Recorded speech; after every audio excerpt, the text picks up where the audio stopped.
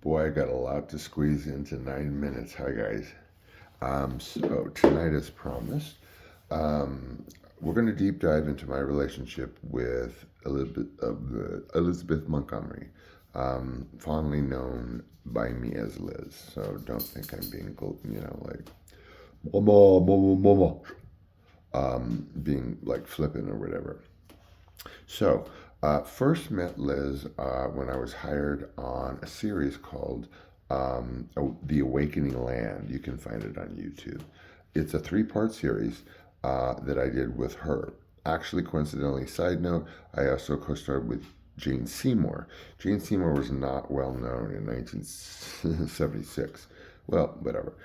Maybe she was in the UK, but this woman, actually, lovely as she is, and I told her this at the premiere of E.T., the 40 year, um, you know, for no reason whatsoever on the set of The Awakening Land, there's lunchtime and you go. She went up to me and deliberately asked to sit aside for lunch, and we it was lovely. We talked about vegetarianism. Anyway, whatever. So I get this film, three-part miniseries, big deal for me. As I mentioned, I was roughly one of 10 actors at that age, at that time, that worked pretty much all the time. So I don't remember how I got the Awakening Land. That's going a little far back for me, for reasons that you will read in my book, My Sense of Time.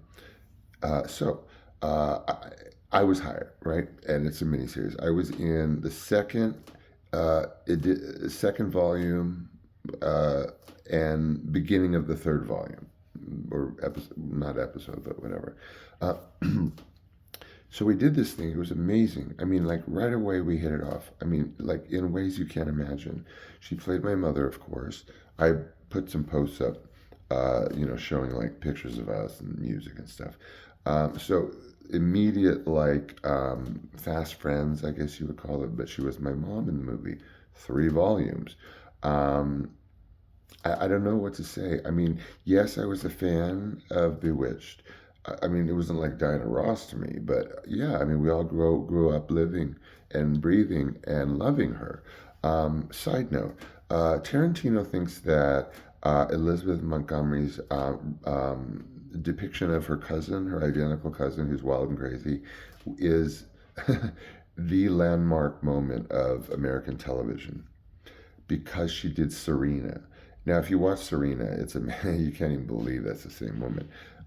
Me, I have a different take. Real quick, um, I'm a very well. It doesn't matter. I'm a very woman positive person. Always have been since I was a social worker, beginning God knows 1988. So I even remarked this to Liz on the set one day, not in any at any great length, that something about how first time I'd ever seen a sitcom like where like the lady's the boss. Okay, cut to the chase. Tarantino may think whatever he thinks, and that's great. I see it much deeper than that. Real quick, I see Bewitched as the first television series, much less sitcom, where the woman had the upper hand. Now, I would like you to email me if you would like, seanfry66@gmail.com, and tell me which show or which woman had the upper hand in a sitcom prior to Bewitched. She had the upper hand. I mean, not only her husband, which is obvious, and she hated the boss, and she was a perfect mother, but when did you ever see Endora go against Samantha? Ever. So she had her upper hand over the mother, she had upper hand over her husband, and the children, of course, but um, it was landmark, it was maverick to me, even at that age. So we did this film together, and I just can't describe the relationship that developed. I mean, it was not at all celebrity. Similar to and by the way, no personal details on Liz Montgomery, ever similar to Barbara Streisand, for many of the same reasons, which I've gotten into. So then we developed this relationship, and it's a groundbreaking miniseries. It was written. Anyway, the same guy that did the definitive biography on Abraham Lincoln, and I am ashamed that I can't remember his name. So the relationship was solidified by this experience. We shot it in New Salem, Illinois, in the middle of bum you know what Egypt, in this recreation town of Salem, because it took place kind of during the Salem witch trials, was completely different. They're like pioneers and whatever. We pioneer family, mom and dad and mom, like whatever. We carried torches, in scenes for like outside. It scared me, like tar drips down on your hand. Anyway, so that wraps up. Then all of a sudden, I don't have an interview for this movie called Act of Violence. She was also a maverick in that she had done the first anything about rape, the Rapey Poo Kins. You know what I mean. I am sorry to use that word. But anyway, she was the first woman to do such a maverick show about that topic. Pardon me. And also, pardon me if that triggered anybody. I am deeply sorry. The word. So then, I don't remember going on an interview for this Act of Violence. She had already done Act of, again, I can't say the word, but it was the name of the show, Act of, Case of Blank. And then Lizzie Borden, which was, again, Maverick. So there's this Act of Violence, right? And I don't have to be interviewed. I already played her son and developed a deep relationship with her. So all I remember at 12 is being called to her office to chat. Maybe touching on the movie. Next thing I know, I'm booked to shoot at Paramount this film playing her son, and really co-starring. It was really about her and me in San Francisco.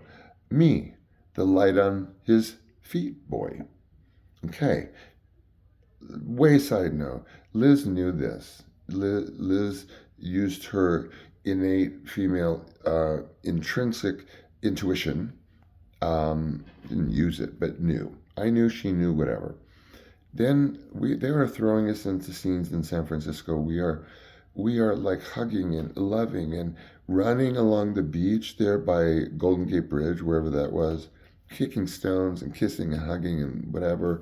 And then they want us walking by the Golden Gate Bridge, and then we're riding bicycles around that that fortress thing right by Golden Gate Bridge. So there's all this, like, and then just miles of this footage of what do you do when you walk along the beach for hours being shot from over there? You talk. That became our relationship on Act of Violence, further solidified, for lack of a better word. And I don't know what to say. We got so close. Anyway, so point being on the promo, she had a very naughty sense of humor, Liz. So we were intensely close. Hollywood on location in San Francisco. And I'll just give you an example of her naughty behavior. Not behavior. She had just a sense, off sensibility, humor, whatever that means. So I'll give you the example because we only have 9-10 minutes on these, and I want to mention one last thing at the end. So we have this extensive scene in the kitchen. She slaps me. I lecture her about making me live there, not wanting to leave. But there's a lot of downtime in this scene. It's an extensive scene, lighting, forever and whatever. And the crews are busy doing their shit. They don't really pay attention to the two actors sitting there waiting to be shot on film. So there's this bowl of fruit, fake fruit, on the table. And we're running, we don't even need to run lines, it just comes naturally to us. And we were really bored. And they're lighting forever. And I'm just saying this is typical Liz and I. So there's this big bowl of fake fruit on the table.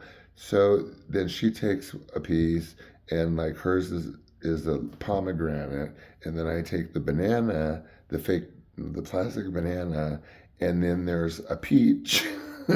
So you have us fiddling around, laughing hysterically under our breath, per usual.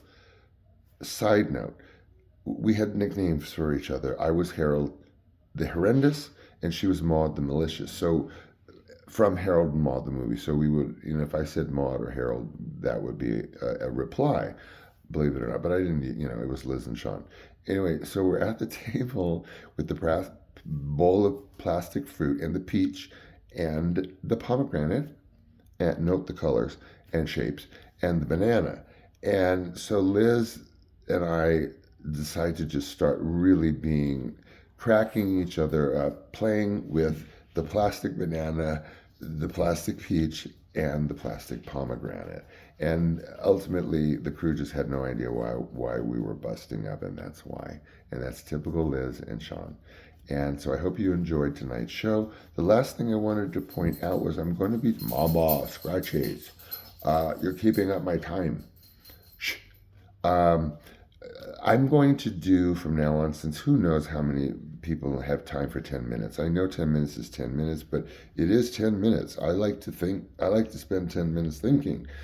So what I'm going to do is from now on is once it is live taped, I'm going to just grab a minute of it, and I'm just going to throw it out there with the show that we do every night at 10 p.m.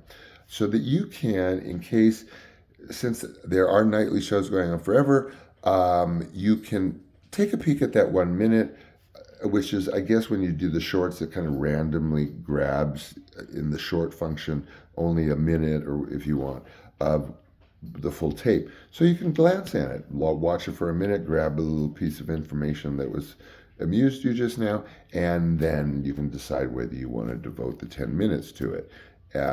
So that's an added feature. I'll let you go.